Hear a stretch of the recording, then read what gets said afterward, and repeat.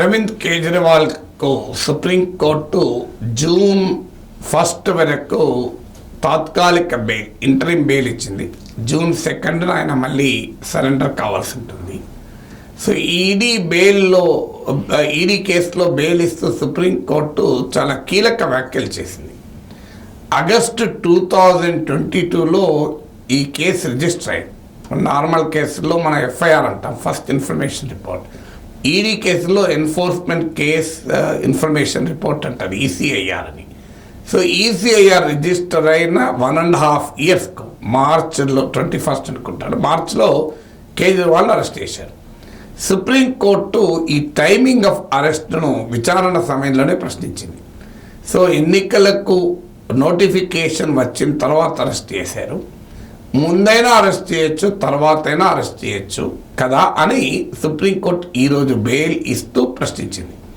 So చాలా క్లియర్గా enforcement directorate timing of అరెస్ట్ను ప్రశ్నించడం ద్వారా ఈ కేసులో ఉన్న పొలిటికల్ ఓవర్టోన్స్ను ఇండైరెక్ట్గా కోర్టు ధృవీకరించినట్లయింది.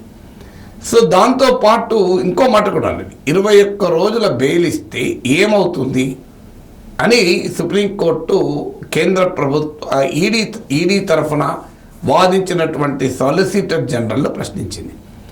సో ఈడీ తరఫున వాదించిన సాలిసిటర్ జనరల్ బెయిల్ తీవ్రంగా వ్యతిరేకిస్తూ ఇదొక ప్రమాదకరమైన ప్రెసిడెంట్ను ముందు పెడుతుంది, ఎన్నికల ప్రచారం కొరకు బెయిల్ ఇవ్వకూడదు అని వాదించింది.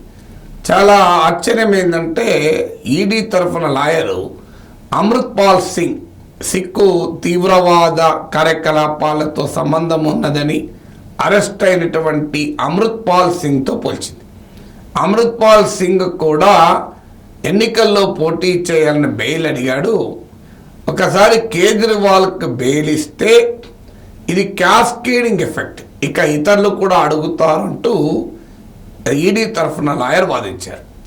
ఒక ఎన్నికైన రాష్ట్ర ముఖ్యమంత్రి, ఒక జాతీయ పార్టీ కన్వీనర్ను ఒక నిందితుడుగా ఉన్న సమయంలో బెయిల్ కొరకు అప్లికేషన్ పెడితే ఆయన్ను నొటోరియస్ క్రిమినల్ అయినటువంటి పోలీస్ స్టేషన్ పైనే దాడి చేసి దేశ భద్రతకే ప్రమాదకరంగా మారి దేశ సమైక్యతా సమగ్రతల్ని ప్రశ్నించి తీవ్రవాద శక్తులతో కుమ్ముక్కైన అమృత్పాల్ సింగ్తో సాలిసిటర్ జనరల్ పోల్చడం అంటే ఈ కేసులో ఉన్నటువంటి పార్టిజాన్ యాటిట్యూడ్ ఎంత ఘోరంగా ఈ కేసులో ఉన్నారో మనకు అర్థమవుతుంది. అందుకే సుప్రీంకోర్టు చాలా క్లియర్గా అన్నది, so you are dealing with an elected chief minister, not an habitual offender అన్నది. అమృత్పాల్ సింగ్ను కేసుతో పోలిస్తే you are dealing with an elected chief minister, ఎన్నికైన ఒక రాష్ట్ర ముఖ్యమంత్రితో ఈ కేసు డీల్ చేస్తున్నాం. ఆయన ఏమీ హ్యాబిచువల్ అఫెండర్ కాదు. అమృత్పాల్ సింగ్ ఇది హ్యాబిచువల్ అఫెండర్. ఆయన గతంలో కూడా అనేక రకాల కార్యకలాపాలు, హింసాయుత కార్యకలాపాలు ఉన్నాడు. సో ఎలా కంపేర్ చేస్తారని సుప్రీంకోర్టు ప్రశ్నించింది. సో టైమింగ్ ఆఫ్ అరెస్ట్ ద్వారా ఈ కేసులో ఉన్న పొలిటికల్ ఓవర్టోన్స్ ఎత్తి చూపింది. సాలిసిటర్ జనరల్ అమృత్పాల్ సింగ్తో పోల్చడం ద్వారా పొలిటికల్ ఓవర్టోన్స్ తమకు తామే ఎన్ఫోర్స్మెంట్ డైరెక్టరేట్ బయటపెట్టుకుంది.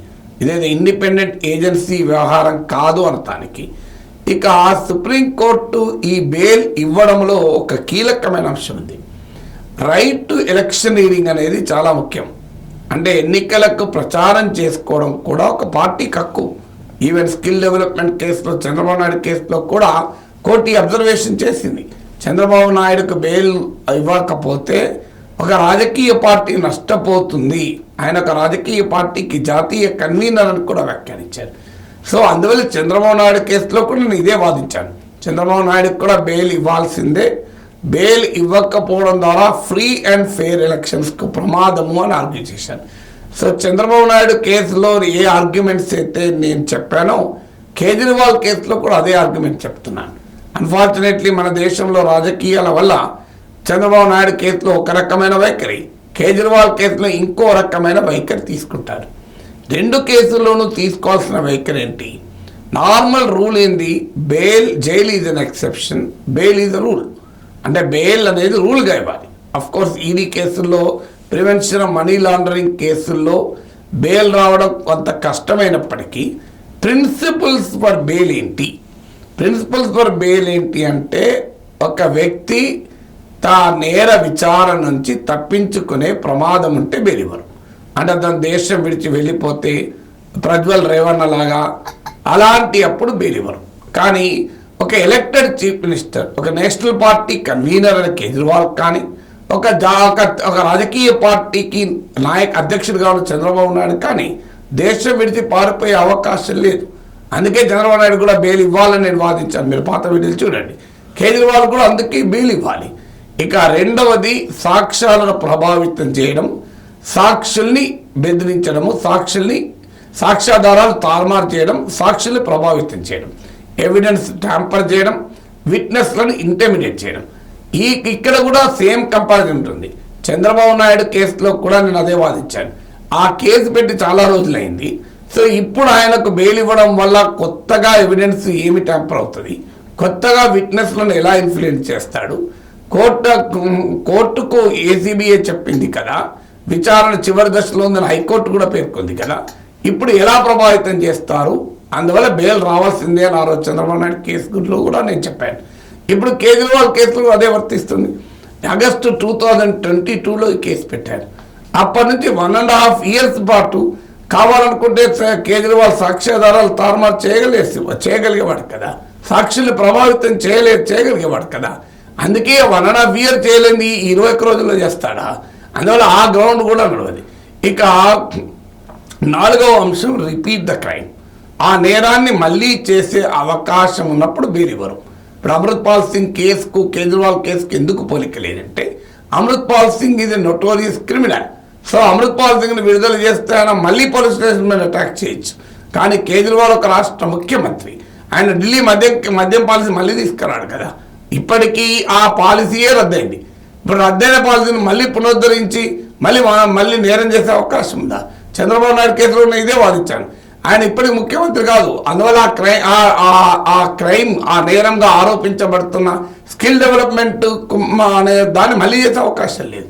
అందువల్ల చంద్రబాబు నాయుడు కేసులోను అరవింద్ కేజ్రీవాల్ కేసులోను బెయిల్ రావడానికి ఆర్గ్యుమెంట్స్ ఆర్ సేమ్. పాలిటిక్స్ వల్ల ఏం చేస్తారంటే ఒక కేసులో బెయిల్ రావాలంటారు, ఇంకో కేసులో బెయిల్ రాకూడదంటారు.